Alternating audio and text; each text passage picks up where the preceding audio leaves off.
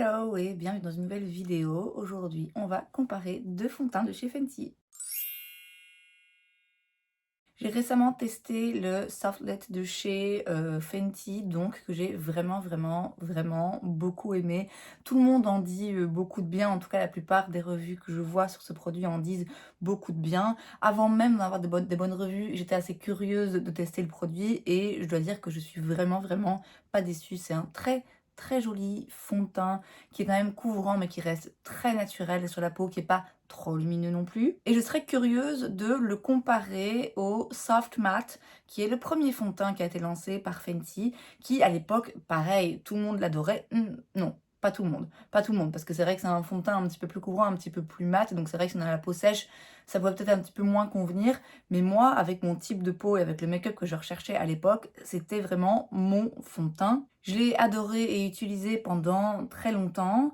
Et ça fait un moment, j'ai l'impression que je l'ai pas utilisé. Alors, il est très certainement, même plus que très certainement, il est officiellement expiré. Mais écoutez, j'aime bien vivre dangereusement, donc je vais quand même l'appliquer sur mon visage aujourd'hui en croisant les doigts pour pas avoir de boutons. Mais donc, comme je le disais, ça fait très longtemps que je l'ai pas essayé et j'ai l'instinct, j'ai l'idée que ça me plairait moins aujourd'hui.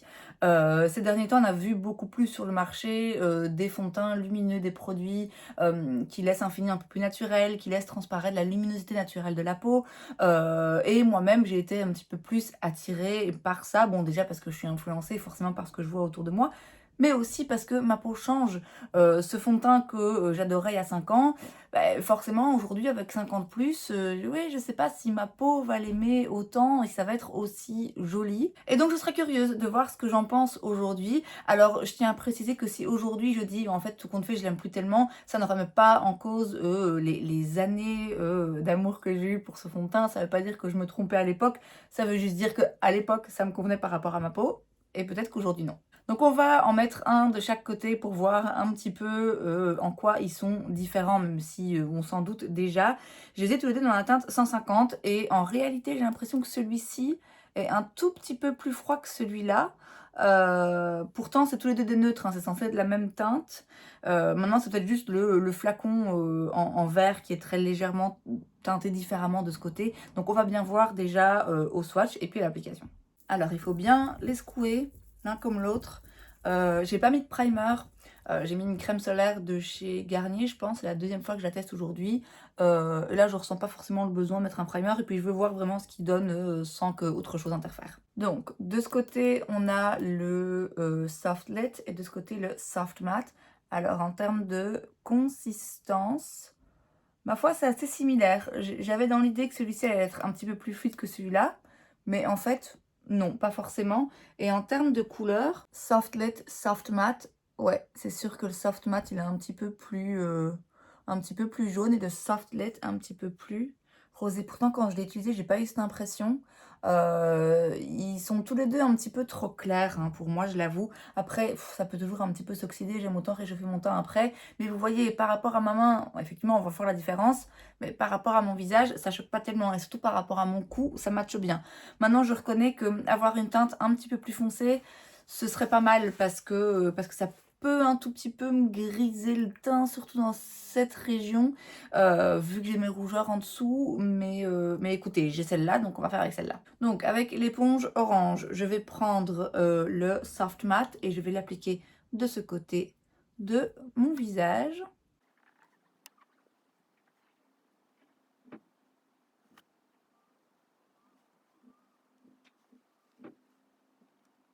Bon, je pense qu'en termes de couvrance, il n'y a pas photo. Et vous voyez, c'est vrai que ça paraît beaucoup plus clair, mais c'est parce que j'ai pas mal de rougeur. Et finalement, quand on regarde avec le cou, ouais, c'est peut-être un rien plus clair, mais ça match quand même pas mal. Je vous dis, il faudrait que ce soit vraiment un rien plus foncé, mais on va faire avec. Et puis avec l'éponge rose, du coup, je vais prendre le Soft Lit, que je vais appliquer, vous l'aurez deviné, de l'autre côté de mon visage.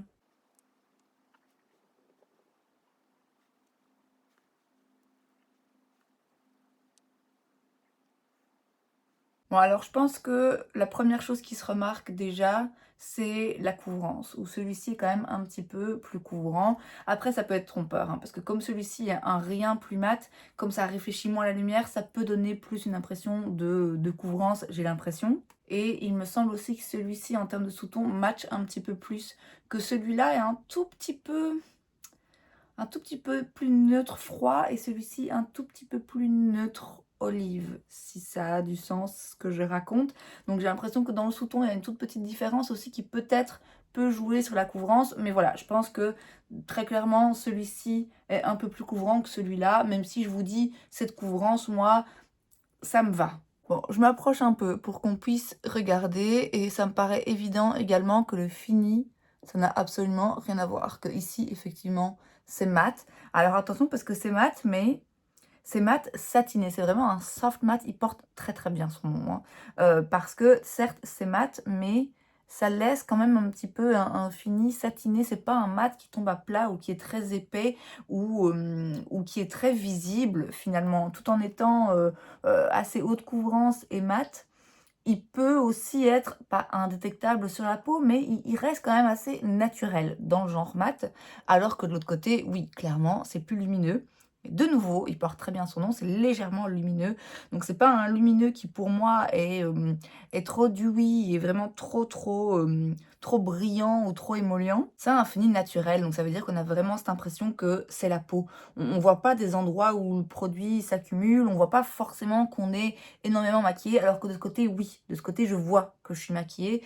De ce côté-là, c'est beaucoup plus naturel. Alors, il y a des avantages et des inconvénients dans les deux cas. Moi, aujourd'hui, avec mon type de peau et avec le genre de make-up que j'aime faire, je préfère ce côté. Je suis prête à laisser tomber un petit peu de la couvrance en sachant que je peux aller rectifier avec un correcteur pour garder plus le côté naturel. Alors que je vous dis, à 5 ans d'ici, je préférais perdre le côté naturel du teint et avoir quelque chose qui soit vraiment parfait et couvrant et mat. Donc comme je le pensais, ça confirme bien mon soupçon, ma première idée, ma première impression. Ce fond de teint, il plaît à la Emily qui est au début de sa trentaine et qui a besoin de couvrance et on est en 2018 et on aime les trucs ouais, couvrants, le make-up glam et tout.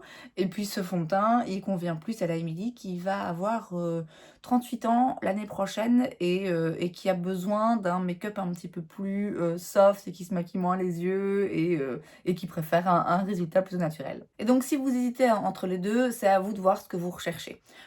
Si on recherche un fini mat, vraiment un teint parfait, c'est celui-là qu'il faut. Si on recherche un fini naturel et un peu lumineux, c'est celui-là, ça me paraît évident. Ça va dépendre aussi un petit peu de votre type de peau. Je pense que globalement, les deux peuvent convenir au plus grand nombre en fonction des produits avec lesquels on les utilise et des produits qu'on rajoute par-dessus.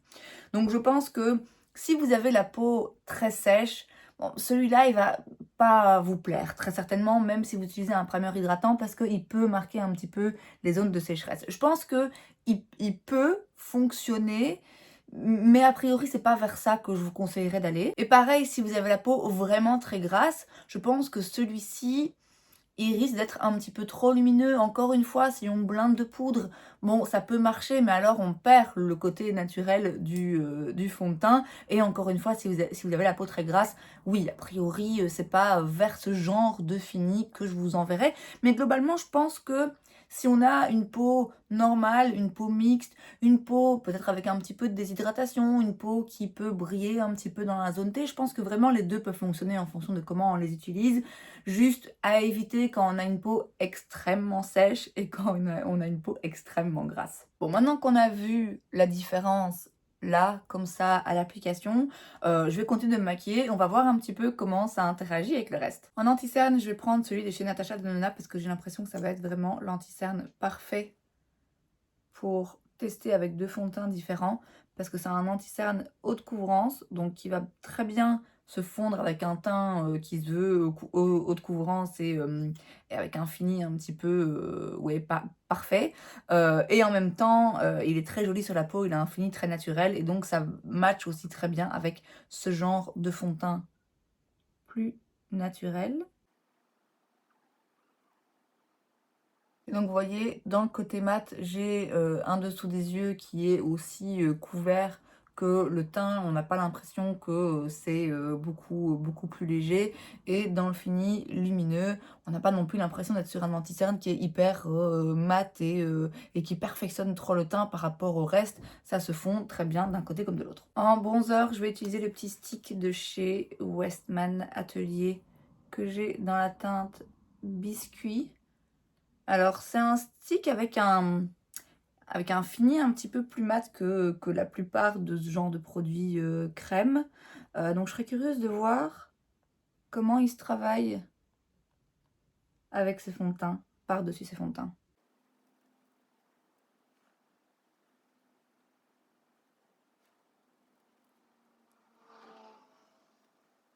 Alors je trouve que ça se fond mieux de ce côté, j'ai l'impression que ça se fond mieux de ce côté. C'est pas étonnant, hein, quand on a une texture comme ça un petit peu plus, enfin un fini un petit peu plus mat, ça glisse moins en fait, tout simplement. De ce côté, comme le teint est légèrement plus,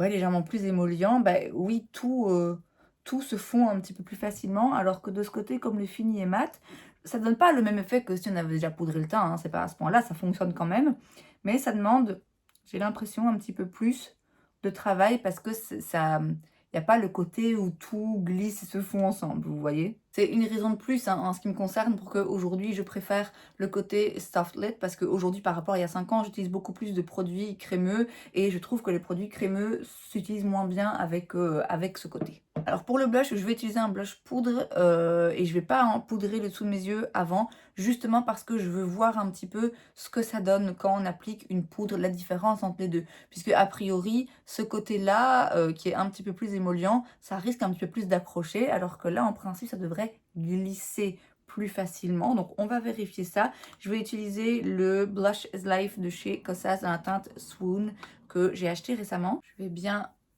saturer mon pinceau. Ensuite, je tape l'excédent et on va commencer par ce côté. Alors, c'est un blush cuit, hein, donc c'est légèrement satiné, mais ça clash pas trop non plus avec le reste du teint qui est plus mat. Par contre, il y a de temps en temps des très très fines paillettes dedans. Ça, je peux pas dire que je sois fan particulièrement. Donc, je refais la même chose, je sature bien mon pinceau et je tapote bien l'excédent. Et je vais légèrement de l'autre côté. Et écoutez, non, ça n'a pas accroché. Après, le fond de teint n'est pas... même s'il a un fini comme ça qui paraît un peu plus lumineux, quand on le touche, il n'est pas sans transfert, mais il n'est pas collant. Il ne garde pas le fini mouillé, collant de la première application. Il sèche quand même, hein. Donc, finalement, en fait, il n'y a pas de différence d'application d'un blush poudre par-dessus les fonds de teint. Je vais maintenant poudrer le dessous des yeux et poudrer aussi très légèrement le teint. À votre avis, quelle poudre? Je vais utiliser évidemment la Givenchy. Pourquoi? Parce qu'encore une fois, c'est la poudre parfaite à utiliser en combinaison avec deux fonds de teint comme ça assez différents. Bon, déjà, c'est la poudre, enfin, c'était la poudre parfaite, peu importe le produit qu'on utilisait, mais c'est vraiment un très bon entre-deux. C'est-à-dire que c'est pas une poudre qui est trop matifiante et trop intense, et où si je la mets de ce côté, ça va vraiment faire un teint trop keki et trop épais. Et c'est pas non plus une poudre trop lumineuse qui va faire que de ce côté-là, je vais ressembler à une poêle à frire. Elle va juste matifier et surtout flouter ce qu'il faut tout en gardant l'aspect naturel. Et pareil, de ce côté, elle va rajouter un petit peu de vie de par justement son côté naturel. Bref, c'est toujours ma poudre préférée, même si c'est toujours tout ce qui m'en reste et tout ce qui m'en restera. À moins qu'il change d'avis, hein, Givenchy, s'il vous plaît. Il n'est pas trop tard pour admettre que vous avez fait une erreur et pour nous ramener l'ancienne version. Hein. J'ai l'impression que j'en parle dans toutes mes vidéos, littéralement. 1 sur 2, au moins. Donc je reprends mon Beauty Blender pour m'assurer quand même de ne pas aller fixer des plis. Je repasse aussi légèrement sur les petites ridules. Je prends mon puff de chez Linda Alberg. Pareil, je sature bien le produit et puis je viens retirer l'excédent pour pas en mettre de trop. Donc je fais pareil de l'autre côté. J'en mets aussi un petit peu sur les zones ici que j'aime bien flouter un petit peu, où j'ai des pores un peu plus apparents. Oh, c'est tellement beau, ça me désespère. Je vais en mettre un tout petit peu sur la zone T. Et ensuite, je prends un gros pinceau et j'en mets pas trop, hein. Juste très légèrement, je tapote l'entièreté de mon teint. Ce côté, très franchement, il n'y a pas besoin de le poudrer. Mais par principe, et pour s'assurer que ce soit équitable, j'ai quasiment rien hein, sur le pinceau. C'est vraiment juste une petite touche de finition. Même ma main, là où j'ai estompé un peu de poudre, je sens maintenant qu'elle est toute lisse. Je vais mettre de l'highlighter, je vais prendre celui de chez House Labs, que je suis toujours en train de tester. Donc je suis pas particulièrement fan, mais écoutez, on va l'utiliser quand même.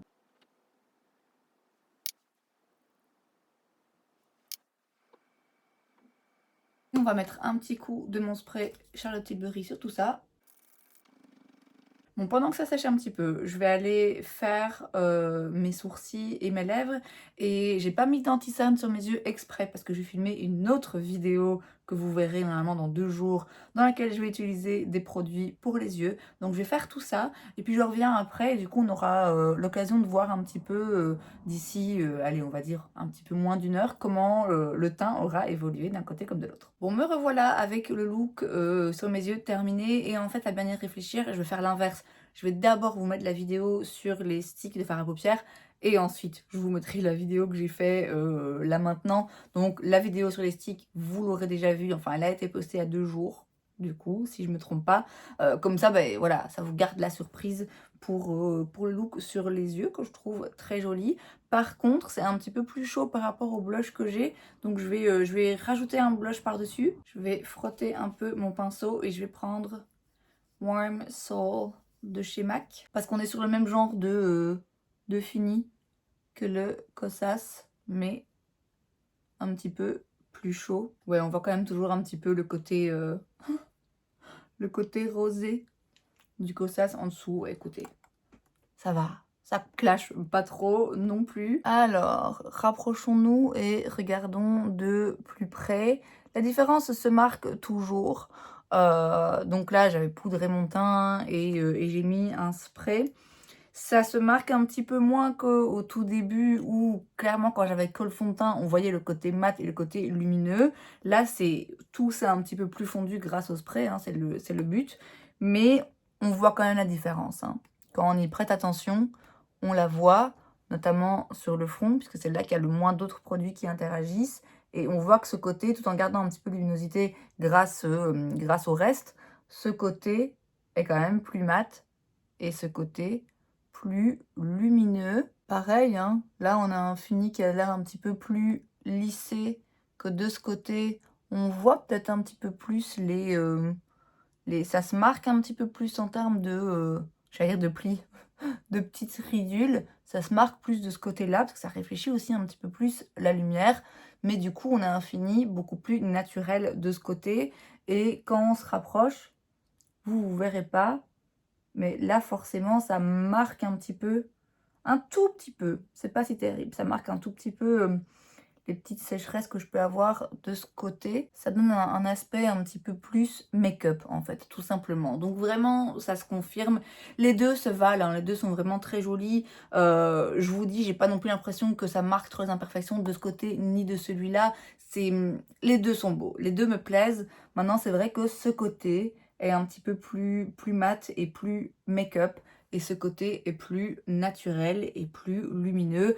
Et je pense qu'en ce moment, je me dirige plus, en tout cas au quotidien, vers ce genre de fini. Maintenant, clairement, quand je veux un teint le plus parfait possible, celui-là, ouais, il va un petit peu plus se parfaire le teint et le lisser. Et du coup, on va perdre la légèreté et l'invisibilité presque qu'on a de ce côté qui a, je vous dis, un fini vraiment très naturel. Où, bon, on voit que je suis maquillée, de toute évidence, mais sur la peau, oui, c'est plus joli, c'est moins make-up, tout simplement. Bon, maintenant, on va voir un petit peu comment ils tiennent. Donc là, il doit être 9h30, peut-être presque 10h, à mon avis, entre 9h30 et 10h. Et je vais aller faire un petit peu ma journée. Et puis, je reviendrai vers vous pour voir comment ça a évolué d'un côté comme de l'autre, pour voir si on remarque une grosse différence en termes de tenue. On se retrouve quelques heures plus tard, il est 17h30.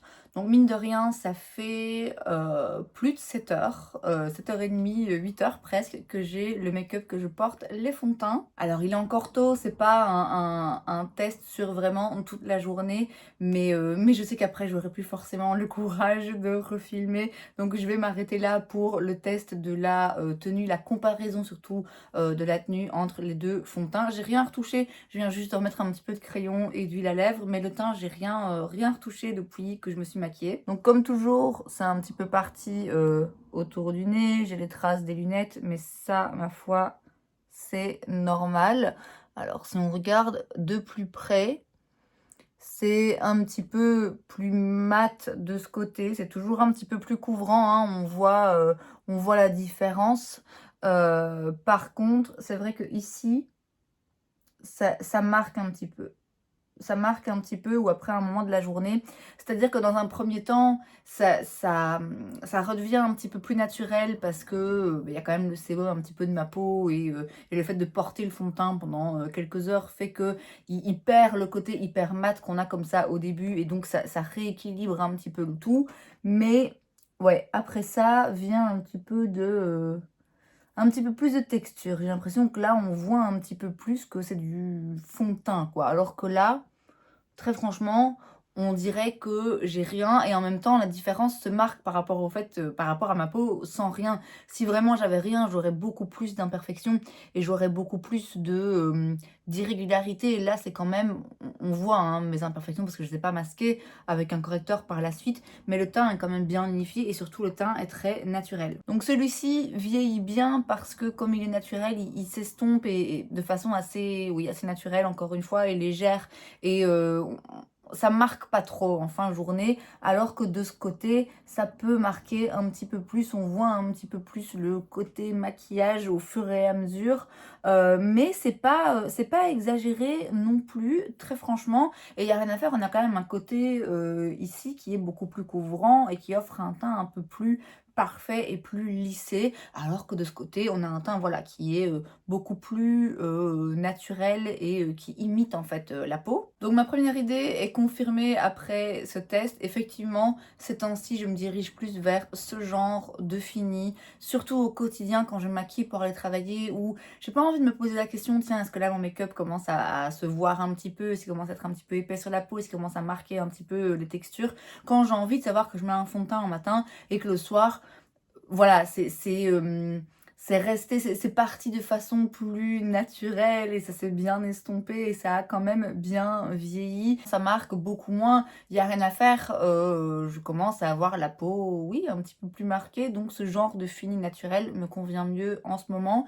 Mais je note quand même que je me rappelle pourquoi j'aime ce fond de teint. Et j'aime ce fond de teint parce que malgré le fait qu'il soit vraiment couvrant avec un fini mat un peu lissant qui parfait le teint, il n'est pas trop épais non plus, il n'est pas trop marquant. Il marque un petit peu, surtout quand on compare avec un fond de teint hyper naturel et un peu lumineux, mais franchement, ça reste joli. Il reste quand même joli très longtemps. Et donc, ça m'a rappelé que, ok, je sais pourquoi je l'aimais beaucoup. Et en soi, je l'aime toujours beaucoup. C'est juste que au quotidien, quand je veux juste un petit make-up naturel qui se voit pas trop, c'est pas ça que je vais utiliser. Mais clairement, je pense que si on veut de la couvrance, si on veut un fond de teint qui tienne avec un fini mat, mais qui soit pas trop asséchant et qui soit pas trop épais sur la peau, ça reste un incontournable d'après moi. Et c'est donc tout pour cette vidéo, j'espère que ça vous a plu. Si c'est le cas, n'hésitez pas à laisser un like. Vous pouvez aussi vous abonner à ma chaîne parce que c'est gratuit, donc pourquoi pas. Et moi, je vous vois la prochaine fois. Bye!